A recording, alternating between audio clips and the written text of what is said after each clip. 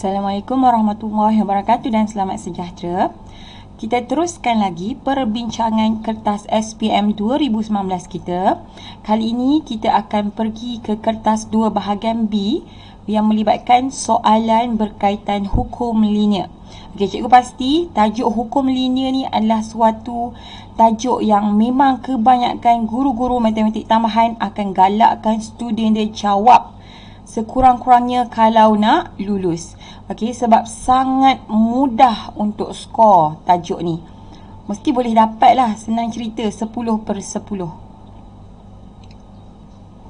Hukum linear adalah tajuk kedua yang kita belajar dalam tingkatan 5.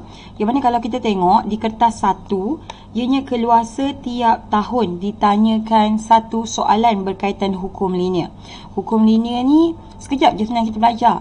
Okey, yang paling penting dalam tajuk hukum linear ni adalah macam mana awak nak ubah persamaan yang tak linear ke dalam bentuk linear. Itu yang paling penting sebab ilmu tu kita akan guna pakai kertas 1 dan kertas 2. Okey, sebagaimana kertas 1, pada kertas 2 juga linear law iaitu hukum linear ini keluar setiap tahun di bahagian B. Sebab itulah dia menjadi satu topik yang mesti jawab, diwajibkan jawab dan paling mudah untuk skor. Kiranya ini people choice lah orang kata, pilihan ramai. Okey. So kita akan tengok bentuk soalan macam mana bila hukum linear ni keluar pada kertas 2 bahagian B. Untuk tahun 2019, tajuk hukum linear ini ditanya pada kertas 2 bahagian B soalan nombor 11. Okey, dan dia mention awal-awal gunakan kertas graf untuk menjawab soalan ini. Okey, jadi apa yang kita nak buat ni, kalau awak nak tulis di kertas graf boleh, kalau awak nak tulis di buku jawapan pun boleh. Yang penting bila tulis di buku jawapan, tolong tuliskan nombor soalan dan bahagian soalan yang awak jawab tu, okey, untuk memudahkan pemeriksa. So kita baca soalan. Dia kata jadual 1 menunjukkan nilai-nilai bagi dua pemboleh ubah X dan Y yang diperoleh daripada suatu eksperimen. Pemboleh ubah X dan Y dihubungkan oleh persamaan Y sama dengan A per B set X. Okey, student selalunya bila nampak bentuk macam ni terus takut. Okey, terus takut. Okey, tapi kita tak guna pun ni lagi. Kita akan guna last sekali nanti. Selalunya kita akan guna bentuk tak linear ni untuk cari kecerunan dan pintasan Y. Caranya kita akan ubah dia kepada bentuk linear. Dan cara nak ubah pun sebenarnya clue-nya diberi dalam soalan. So cikgu akan ajar macam mana awak nak detect clue tu, okey? Dengan keadaan A dan B ialah pemalar. Jadi bila pemalar maksudnya A dan B ni adalah nilai. Okey, nilai nombor yang ada nilai. Okey, so dia bagi X dan Y punya nilai. Jadi soalan yang pertama 11A, dia kata berdasarkan jadual 1, bina satu jadual bagi nilai-nilai log X 10 dan log Y 10. Simple aja, boleh pakai kalkulator. Awak cuma perlu buatkan satu jadual baru. Okey, yang mana jadual ni nanti akan memuatkan nilai-nilai untuk log X dan log Y. Daripada mana kita nak dapat log X dengan log Y ni? Tengok dia ada bagi sudah nilai untuk X dan Y. So just tekan log dan masukkan nilai X 0.34. Awak akan dapat jawapan log 0.34. So awak akan dapat negatif 0.47. Okey, kita ambil dua titik perpuluhan, kita ikut format dalam jadual yang asal. Okey, dia bagi kita dua titik perpuluhan, jadi jawapan untuk log X dan log Y ini juga kita jawab dalam dua titik perpuluhan. So negatif 0.47. Tukar kalkulator lah. Rasa macam tak clear. Terang sikit kan. Okey, lepas tu seterusnya kita punya log adalah log 0.43. So nilai dia negatif 0.37. Okey, next shift log. Okey, log dia adalah 0.55. So masukkan nilai 0.26. Okay, lepas tu 0.85. Kita dapat negatif 0.07. Okey, shift log 1.08. Awak akan dapat 0.03. And then then shift lock. Cikgu punya kalkulator yang ni memang kena tekan shift lock Kalau tidak cikgu takkan dapat lock 10. Melainkan cikgu kena type dia punya asal 10. So agak leceh lah sebenarnya. 0.15. Okay. And then kita cari untuk Y pula. Untuk Y kita buat yang sama. Kita lockkan setiap satu jawapan, setiap satu nilai. Ini kita ambil dalam 2 titik perpuluhan. 25.12. So, dapat 1.4 sifar. And then 12.58. Dapat 1.10. Sebab sini 1.099 kan. Bila bundakan dia akan jadi 1.10. Okay, next. Masukkan 4.17. So akan dapat 0.62. Okay, lepas tu kita masukkan lagi 2.51. Kita dapat 0. Yang ni pun sama. Dia akan jadi 0.40. 2 titik perpuluhan. So dapat 0.40. And then last sekali adalah log 1.35. So kita dapat 0.13. Okey. Sebaiknya jadual ini awak buat pada kertas graf. Okay, senang nanti awak nak refer untuk awak plotkan setiap graf. Okey, cikgu just letak sini je sebab cikgu nak awak nampak kaedah cikgu mencari log X dan log Y. Okey. Waktu exam awak pun jadual ni tulislah dekat kertas graf. Sebab soalan lepas tu confirm suruh buat graf. Okey, plot log Y 10 melawan log X. Ini typo ni. Ini sepatutnya log X 10 melawan log Y 10. Log Y sepatutnya melawan log X. Y melawan X. Okey, menggunakan skala 2 cm kepada 0.1 unit pada paksi X dan 2 cm kepada 0.2 unit pada paksi Y. Okey, seterusnya lukis garis lurus penyuaian terbaik. Jadi kita akan highlightkan kat sini dia punya skala 2 cm kepada 0.1 unit, yang ini paksi X, and then 2 cm kepada 0.2 unit, yang ini adalah paksi Y. Okey, so kita akan buat pada kertas graf. Okey, ini adalah cikgu punya graf. Okey, yang cikgu telah lukiskan skala dia mengikut soalan yang mana dia kata untuk skala pada paksi X. Okey, dia punya jarak 2 cm kepada 0.1 dan pada paksi Y 2 cm kepada 0.2. Kalau siapa yang rasa clueless kan, tak boleh nak ingat ni 2 cm tu besar mana, so awak letak saja pembaris awak pada kertas graf dan awak boleh dapatkan anggaran untuk 2 cm. Okey, 2 cm adalah sebesar kotak ni. 4 kotak tu dikira sebagai 2 cm. Okey. So kita akan plot ikut jadual yang kita dah buat tadi. Untuk paksi X dan Y, pastikan awak tulis dia sebagai log X 10 dan log Y 10. Okey, sebab kita punya graf adalah log Y 10 melawan log X 10. Okey, cikgu akan tunjukkan cara yang baik untuk kita plot dengan betul. So, kita akan baca daripada paksi X dulu. Dia adalah 0.47.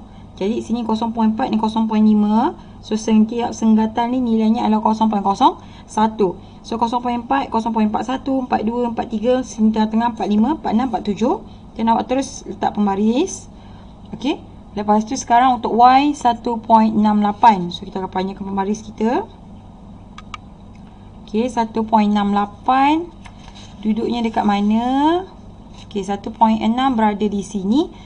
Sebab dia berjarak 2 cm. 0.2 cm. Jadi di tengah-tengah adalah 0.7. Jadi dia punya senggatan adalah 1.6, 1.8. 1.6, 1.62, 64, 66, 68. And then 1.7. So 1.68 duduk sini. Okey, dan awak terus plot untuk semua titik yang lain. Okey, jadi cikgu dah plotkan semua titik cikgu. Cikgu dah plot. Jadi cikgu akan buat garis lurus penyuaian terbaik. Untuk garis lurus penyuaian terbaik, pastikan awak gariskan garisan itu dengan menggunakan pen yang tajam supaya nanti awak boleh perhatikan cukup ataupun tidak titik yang kena. Dia mesti titik yang kena tu mesti 3 atau lebih. Dan kalau yang tak kena tu mesti seimbang atas dan bawah. Okey, so kita akan cuba cari.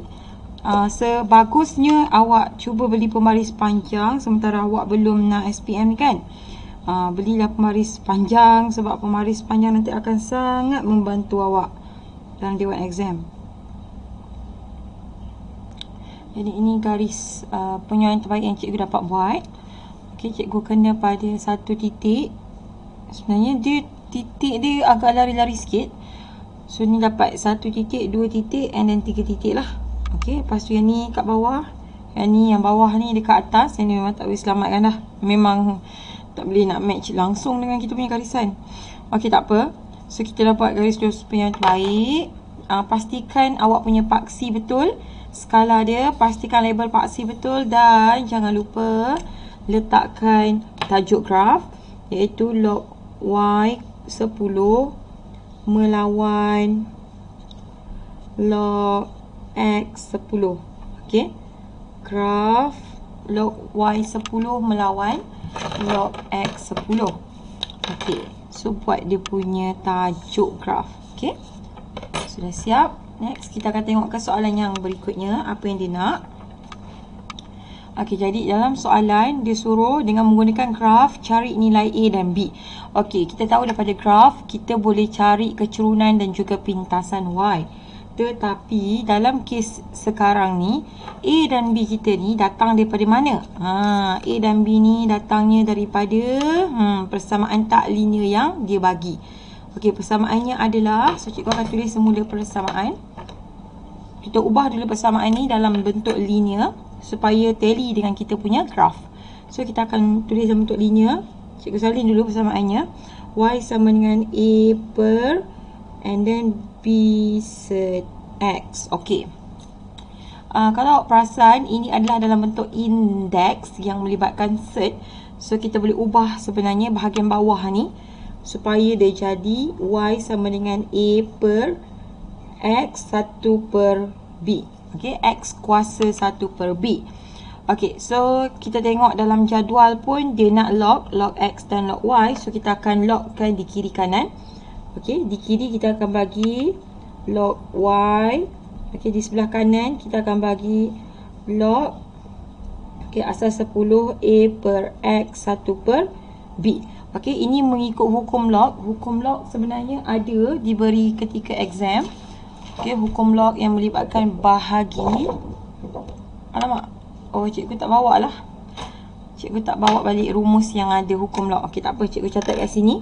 Senang je pun hukum log. Okey, bila awak ada log, contohnya kita ada log M asas A dan awak darabkan dengan log N asas A. Okey, bukan darab, tambah. Tengah ni tambah. Okey, tengah ni tambah. So, awak akan dapat log MN asas A. Okey, MN tu awak tambahkan, awak darabkan.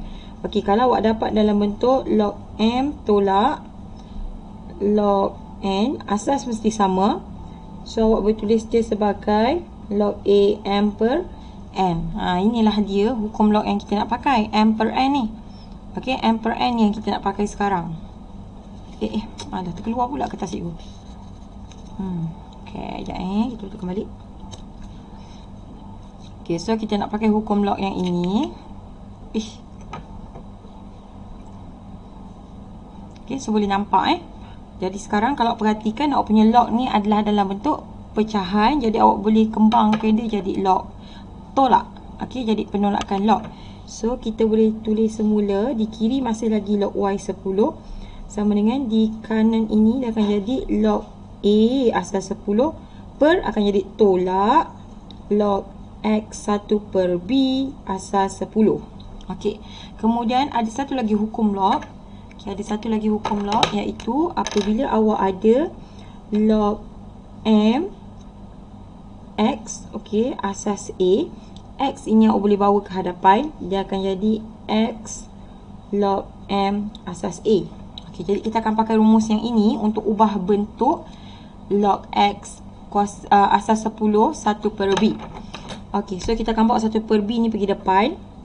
Jadi kita dapat log Y asas 10 sama dengan log A asas 10 tolak 1 per B log X asas 10. Okey, nampak tak bentuknya lebih kurang macam Y sama dengan MX plus C. Okey, kita nakkan ianya berada dalam bentuk Y sama dengan MX plus C. Sebab nanti kita boleh tentukan kecerunan dan juga pintasan Y. Okey, so kita ubah bentuk dia. Log Y ni kita maintain. X ni sekarang kita bawa ke depan. A ni akan duduk belakang.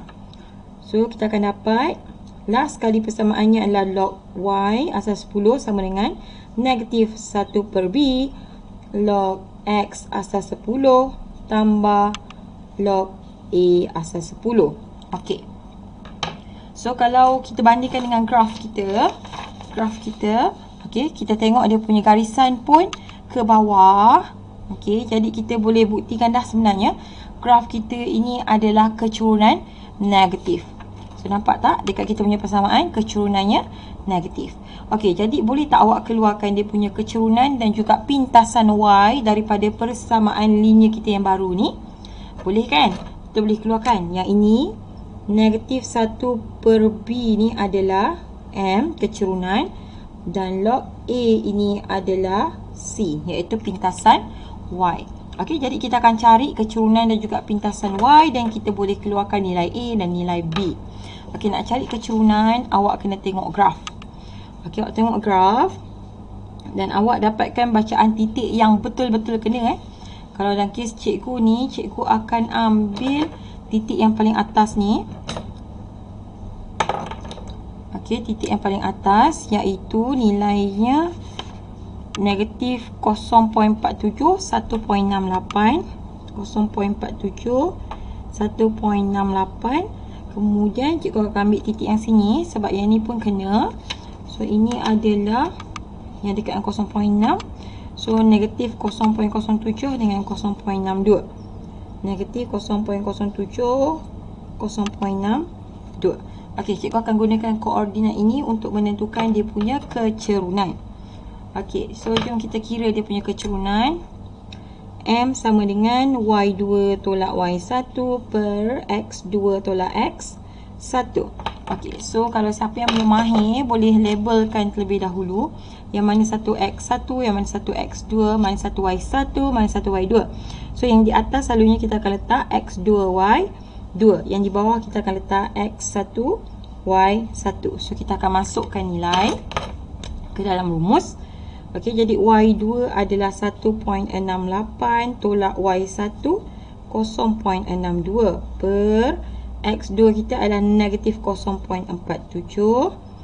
Okey, tolakkan dengan X1 kita negatif 0.07. So, berapa kita akan dapat? Okey, yang ni boleh terus tekan kalkulator.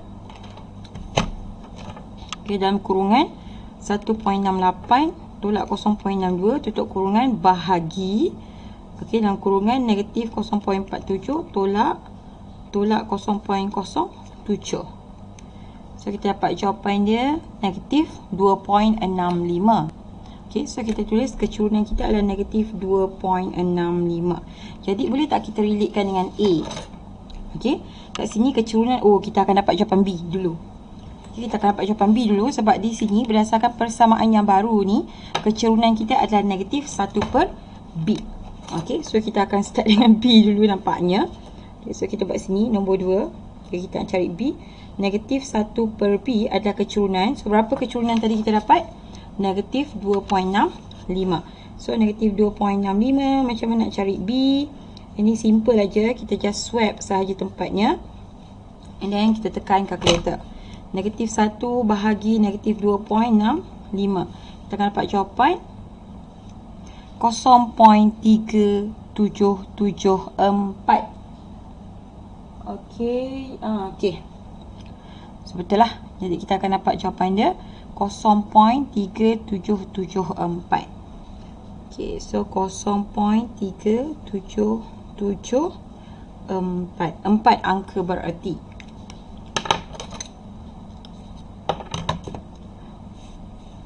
Okey, so kita tandakan ini adalah jawapan untuk B.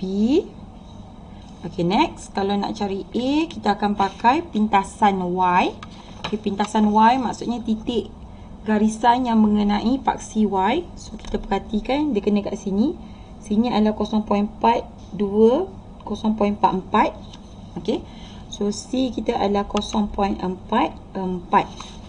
Okey, jadi kita dah boleh jawab soalan A. Okey, soalan A. C1 dia kata dia nak nilai A. Nilai A berada pada C ini, pintasan Y. So kita ada log A10 sama dengan berapa tadi pintasan Y kita? 0.44. So tulis sini 0.44. Okey, so log, macam mana log ni kita nak selesaikan? Kita boleh buat anti-log. So nak cari A, kita just buat anti-log sahaja. 0.44. Okay, so anti-log 0.44. Awak akan dapat jawapan dia 2.754 untuk A. A sama dengan jatuh pula buku. 2.754. Okey, dah siap. Dah siap dah. Okey. So kita cerita dari segi pembahagian markah. Untuk bahagian jadual, okey, total markah adalah 2 markah untuk jadual. Jadi bila 2 markah maksudnya okey, awak betul semua nilai X, awak akan dapat 1 markah, semua nilai log X, dan awak betul semua nilai log Y adalah 1 markah. Dan kadang-kadang ada skema dia tengok korang punya titik perpuluhan titik perpuluhan kalau awak buat 2, so semua kena 2. Awak tak boleh 1 tu ada 1 titik perpuluhan. Lepas tu kejap-kejap 2 titik perpuluhan, kan kejap lagi 3 titik perpuluhan. Tak boleh dia kena sama aja semua. Okey, lepas tu kita tengok graf 3 markah. Okey, untuk graf 3 markah ni first dia nak tengok skala, iaitu paksi. Lepas tu dia tengok awak punya plot mesti betul, dan dia tengok awak punya garis lurus penyuaian terbaik. Mesti kena sekurang-kurangnya 3 titik, dan awak punya titik yang tak kena tu mesti seimbang di atas dan di bawah garisan. Okey, so selesai yang itu. Last sekali, berdasarkan graf dia suruh cari nilai. Perhatikan kat sini, sini ada 5 markah. Jadi markah yang pertama adalah pada ini persamaan linear. Untuk awak bandingkan dengan persamaan Y sama dengan MX plus C. So di sini ada 1 markah. Okey, kemudian daripada graf awak cari kecerunan. Sini 1 markah. Awak kaitkan kecerunan itu dengan nilai B. Okey, so awak akan dapat lagi 1 markah. Kemudian daripada graf juga awak cari pintasan Y. So daripada pintasan Y awak kaitkan dengan nilai A.